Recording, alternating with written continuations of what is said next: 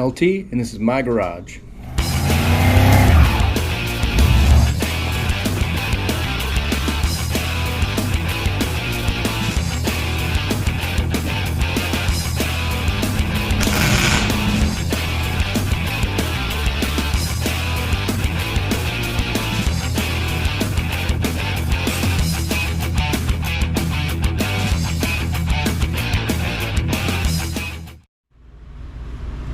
Hey guys, came out here yesterday, but really wasn't feeling it.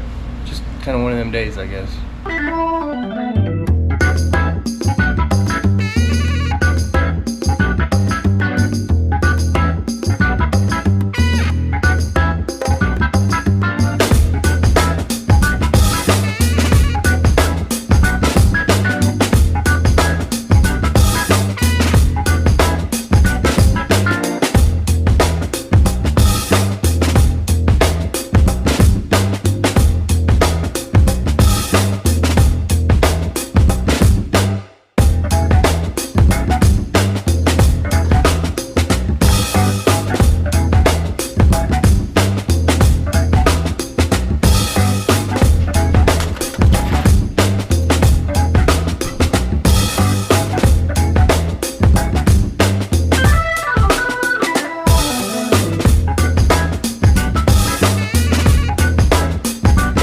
I used to get kind of discouraged with myself when I had big plans to go out in the garage and get a bunch done on whatever I was working on at the time. And when I went out there, I just wasn't feeling it, or things weren't working out my way, and just didn't do what I wanted to do. Be pretty disappointed in myself. And then over the years, I guess I've learned that that's all right. It's not only just okay to just kind of sit around and look at your project. It's actually a big part of building cars, is just taking a step back and looking at everything that you've done so far and how they're working together and how your project is looking overall, and just how it's coming together. And you really do need to take that time to just hang out with your project, sit in it for a while, stare at it, whatever, because that's really when ideas come to your head, the new ideas or ideas of how to do things that you have to do next, and things that maybe you changed your mind on. Maybe you did it and it's just not as cool as you thought it was going to be, or it's not working with the rest of the truck. You really sometimes you gotta look at it as a whole to make sure that it's all coming together and it all looks right together by the time you're done. I do always say that don't look at your project as one whole thing. It's not one goal, because you'll get totally overwhelmed and it'll never get done. You got to look at it as each little task is its own project. It's the only goal that day is to do that one little part, and at the end it all comes together. But sometimes you have to step back and look at it and make sure that it's all coming together the way that it should, and it's all gonna look right together. So not only is it okay to just take a day and not really do anything besides hanging out with your project and staring at it, it's actually a huge part of car building, and you have to do it. Anyway, it's Black Friday. It's the day after Thanksgiving. I've got nothing to do but be out here in this garage getting it done. So let's get to arcing and sparking. What I think I'm gonna do next is shave this old fuel door out of here. I don't need it anymore. I moved it to the back of the bed.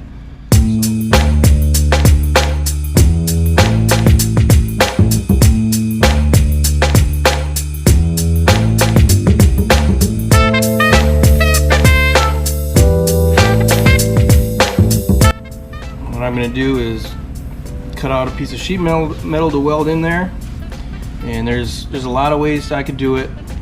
I could trim this out, make a piece fit in there perfect, butt weld it around in here, get a hammer and a dolly on the back side and hammer weld it, which definitely be doing when I shave the the markers, side markers on the fenders and things like that. This particular spot, I've decided that I'm not going to cut that lip out of here right now, because I'll eventually be able to get to the back of this when I get the bed off again. I'm working on the underside again, and I'll be able to trim that out then. For right now, this is some pretty thin stuff. I mean, it's an imported truck from the 70s. It's technically an Isuzu. The Chevy Love wasn't really a Chevy until they had the S10. So this could warp fairly easy. And whenever there's a bend in metal, that's strength. That's going to keep this area strong. So I'm going to actually use that to my advantage this time around. So what I'll do is I'll cut a circle and tack weld it in there in a few spots, walk away. I got some welding to do on the tail lights yet. I'll probably do a little bit of that. Just being mindful of where and how much heat I introduce to this panel, because I don't want any warpage on it. So I'm just gonna take my time. I'm not in a hurry. It's my truck. I can take my time. So it's looking like it's a perfect circle here, but I'm gonna measure that and just make absolutely sure.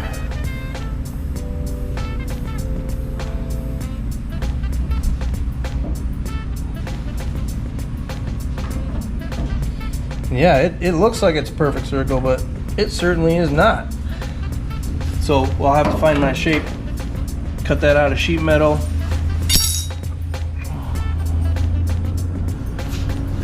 Looking at this panel and make sure that it's got a little bit of a contour on here, but it's not a lot. Maybe just a hair of preforming before I put that in there, before I weld it. But that'll be it. So this should be a pretty easy job. So since this isn't a perfectly round hole like I was hoping it was, where I could just use a compass to draw out a circle, cut it, put it in there, I'm gonna have to find a different way to find this shape. There's a lot of different ways to do it. A good way is masking tape.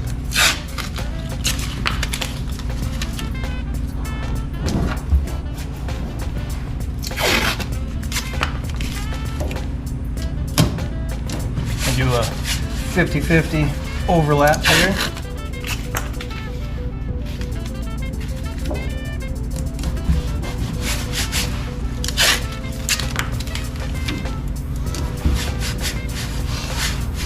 All right, now you can take a pencil or a pen or a marker, draw all that out if you want, or the dirty finger trick works too. You've been out here for a while, your hands are dirty, put a circle in that. I'm just gonna get that stuck down pretty good. See the edge of that hole. Fresh razor blade. I'm just gonna go ahead and cut that out.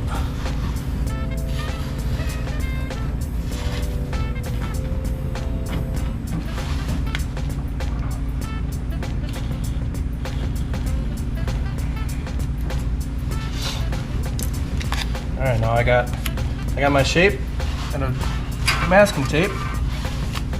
I'm just gonna stick it down on this piece of scrap sheet metal I have.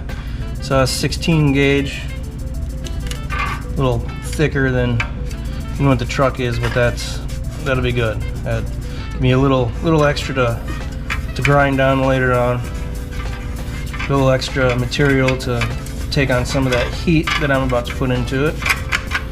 So all right, I'm gonna cut that out. Bring it back over here.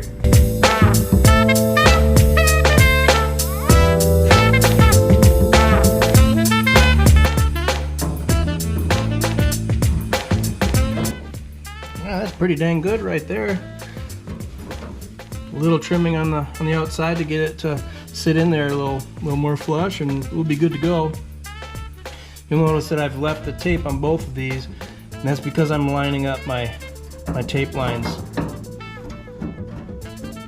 so I know the orientation of where I started.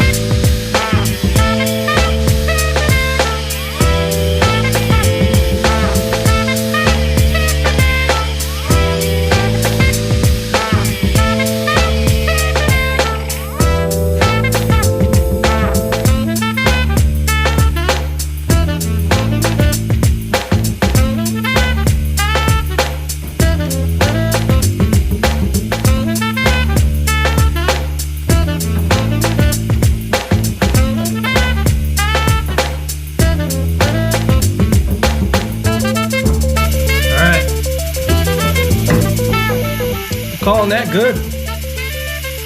That's perfect. All right, I'm gonna take the tape off the truck.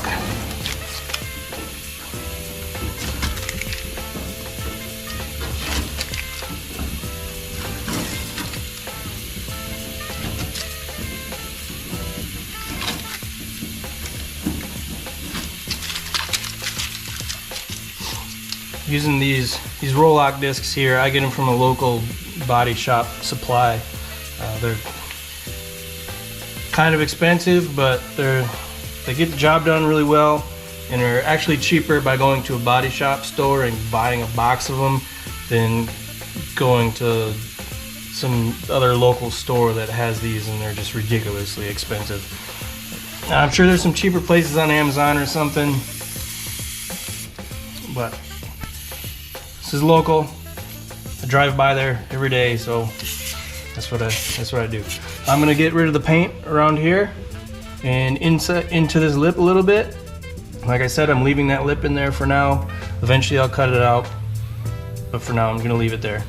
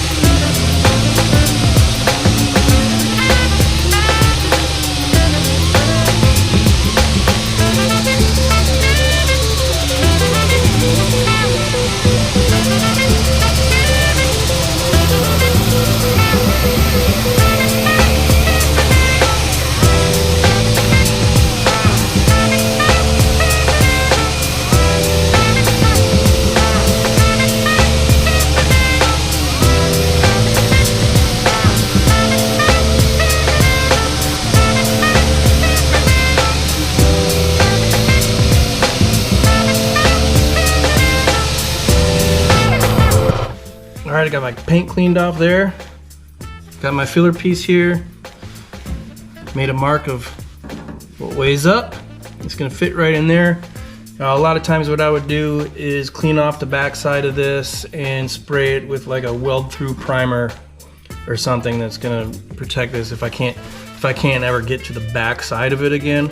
But again, I will be working this again once I get the bed off and I can get back there. So for now, I'm just gonna go ahead and just leave that. And we're gonna weld that in there, just like so.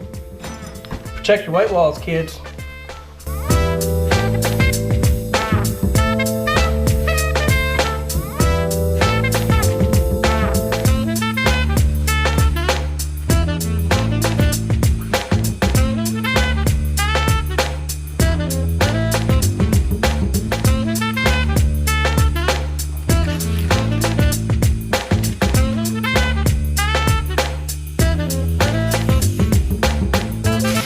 Gonna kind of clean the back side of this metal up, just so I have, when I get back to it, I have a fresh start.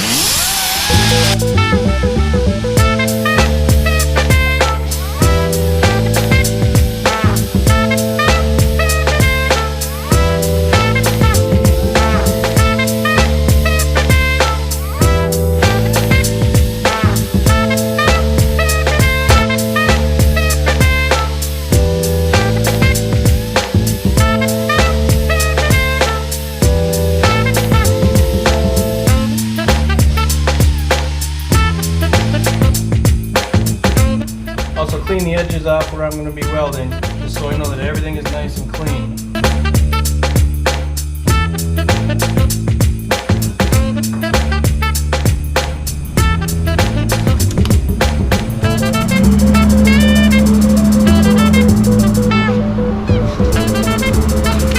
Alright, I have my piece held in here with these magnets.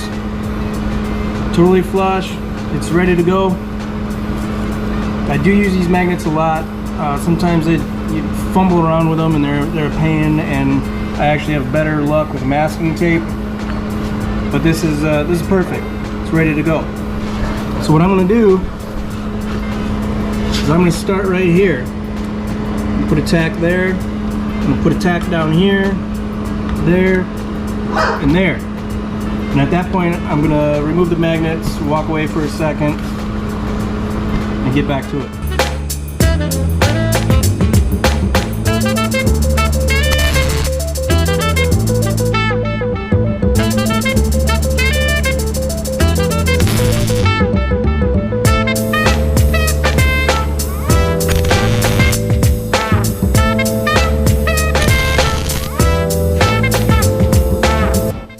People might think that what you have to do is turn your welder way down to MIG weld this sheet metal, and it's not necessarily the case. You still want to get good penetration on this metal. You want the welder to do its job, and if you turn it down too much because you're afraid of it, you're actually going to end up with more problems down the road. Instead, what you want to do is get a good tack on there, just a zap over here. Move to the other side, do that a few times, and move on. Do something else. I'm not getting paid for this. This is not my job. I don't have a certain amount of time to get this done, so I'm gonna take my time. Now I got 4 tacks on here. It's held into place. It's right where I want it. So I'll probably come back through, do maybe 4 more in the middle of these, and move on to do a couple more on the taillights that I have yet to do. Come back over here, do it in the center of those again. Eventually I'll be stacking my tacks, which you'll see in a little bit.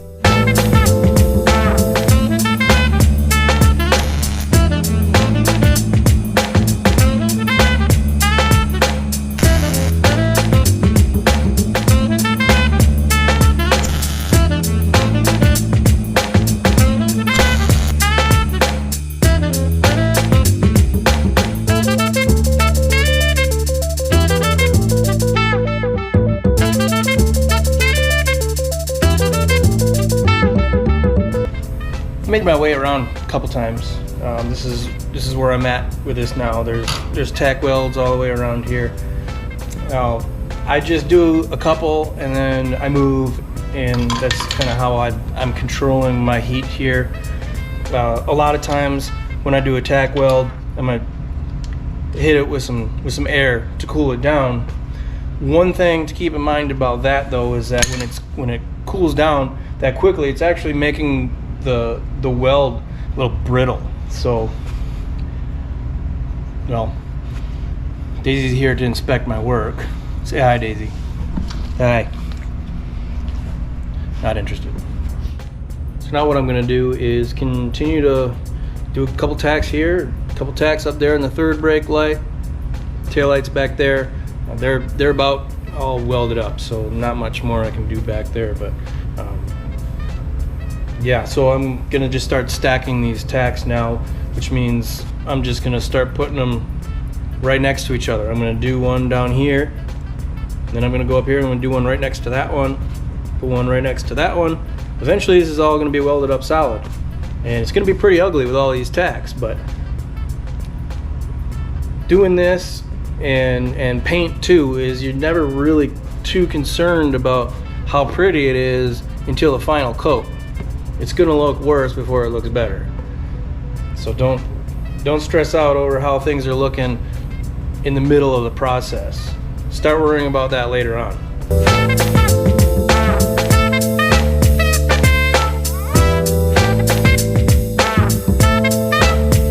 This is looking pretty good here. Not gonna lie though, I'm getting a little impatient. So I'm gonna do the air trick. Do a tack here. I'm gonna blow it off with air, kind of the whole area here, and keep this whole thing cool. And like I said, the tacks can get a little more brittle doing it like this, but I'm not hammering on this. I'm not doing hammer welds here, so I think I'll be all right. I just want to get this done. So here we go.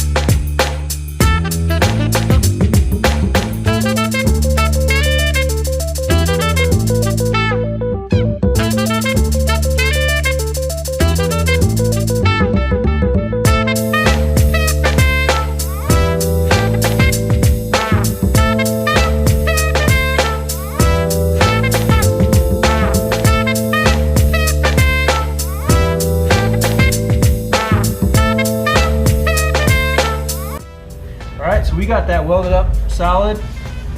Panel stayed straight. I'm happy with that. So now we're gonna need to grind those welds down, dress that up a little bit. But the last thing you're gonna wanna do after spending all that time trying to make sure that this panel did not warp on you is grab one of the old get her done angle grinders here with the crazy grinding disc on it. Sometimes, depending on what you're doing, these flap discs will work out pretty good. These things are awesome. I use them all the time, but I'm not going to use it on this big panel. This stuff will warp this panel just as bad as the welder, if not worse, when you get on it. So what we're going to do, use the old air die grinder here, the roll lock disc. We're going to knock those down, dress that up real nice. There'll probably be a couple holes here and there that we're going to have to come back and put a tack on there and grind that down too.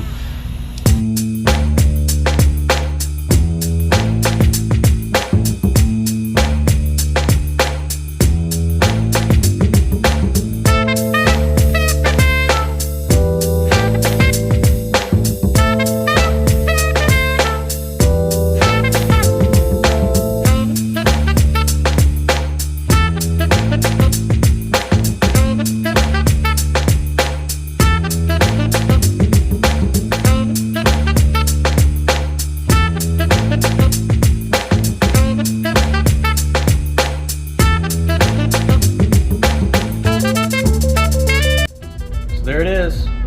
No more factory fuel door. It's back there now. That is the process that I take MIG welding sheet metal like this, shaving the fuel door, door handles, door locks, side markers. The side markers on the fender I'll be doing with a little different technique called hammer welding, where I can get to the back side of it, and when I do tacks I'll be able to get a dolly on the back side and a hammer on the front, reverse it if I need to. So I'll have a video on that when I get to those.